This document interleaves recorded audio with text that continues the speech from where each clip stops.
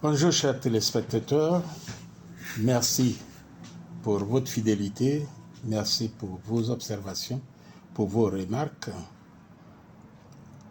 Nous sommes heureux d'être encore avec vous ce soir et nous voulons aujourd'hui, après avoir parlé de polyvalence professionnelle,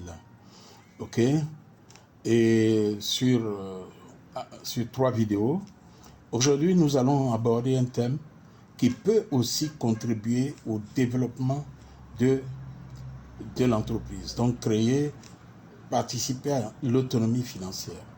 Aujourd'hui, nous allons parler de comment gérer son entreprise en couple. Eh bien, travailler avec son épouse ou son époux est un grand défi pour beaucoup de personnes.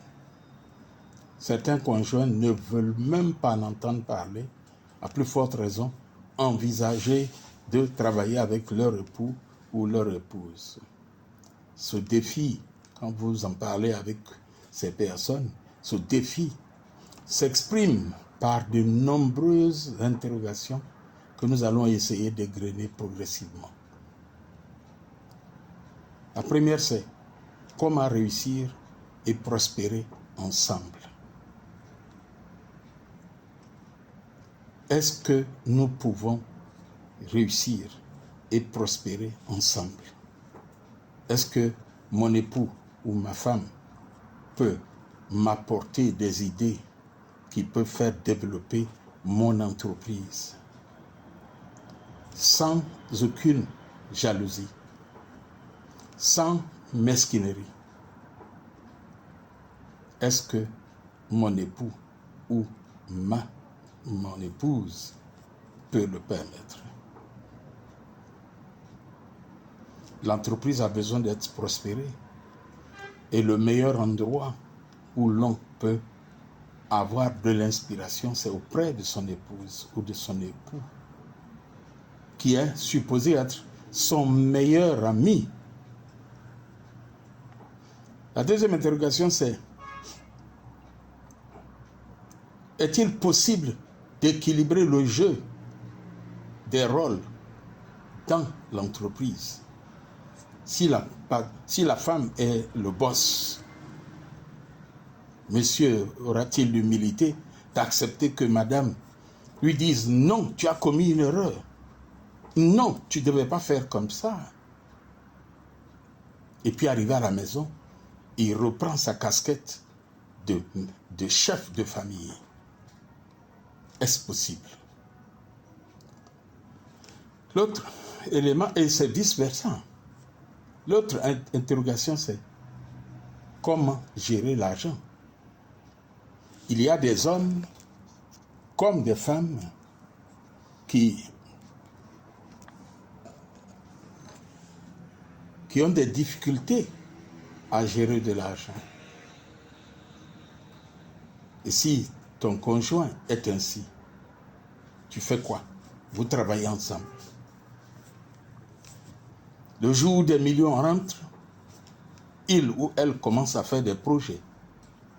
Je connais une dame qui m'a appelé pour intervenir dans leur couple parce qu'elle dit, elle a employé le terme: mon mari vole l'argent de mon commerce. Voilà. Et lui, il dépense tant qu'il y a de l'argent. Il ne fait pas la différence entre le capital et si madame lui cache les entrées d'argent alors qu'ils sont dans la même entreprise, mais elle est le boss, ou bien elle est la caissière, ou bien elle est la financière, si elle lui cache les entrées, qu'est-ce qui va se passer? Arrivé à la maison, est-ce que ils continueront de vivre en couple? Comment sortir donc de ce genre d'impasse? Voici la grande interrogation. Quand une situation comme ça se présente, quelquefois on ne sait pas que son mari est allergique à la présence de l'argent ou que sa femme est allergique à la présence de l'argent. Et puis vous êtes dans la même entreprise. Vous sortez de la même maison et vous devez travailler ensemble. Et elle est obligée de voir passer les données qui prouvent qu'il y a eu des entrées. Mais où il est obligé, mais ne sachant pas faire la part des choses entre chiffre d'affaires, bénéfices, capital, etc. Qu'est-ce qu'on fait? Ce sont des questionnements que je voudrais que chacun à son niveau essaie de réfléchir pour voir. Ok? Comment se supporter du matin au soir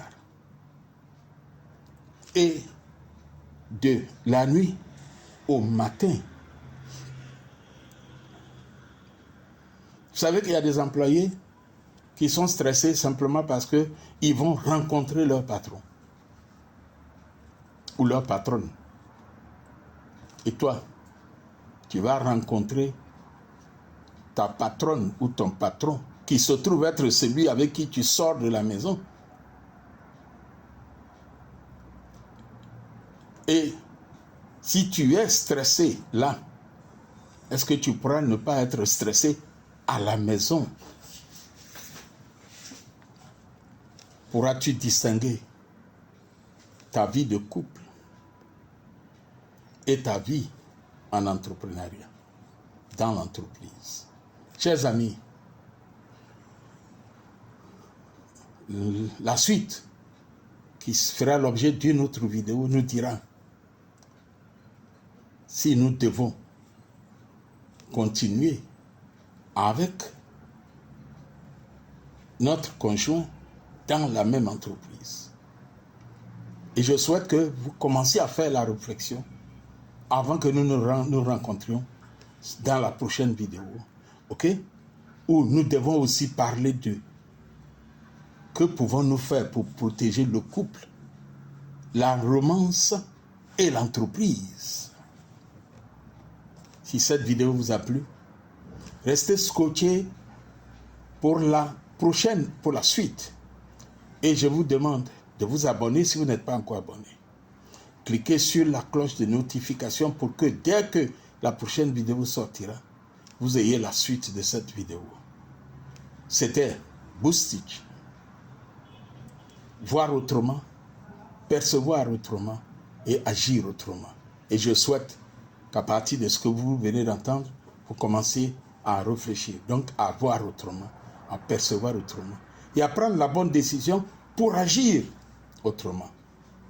Je vous dis bye bye.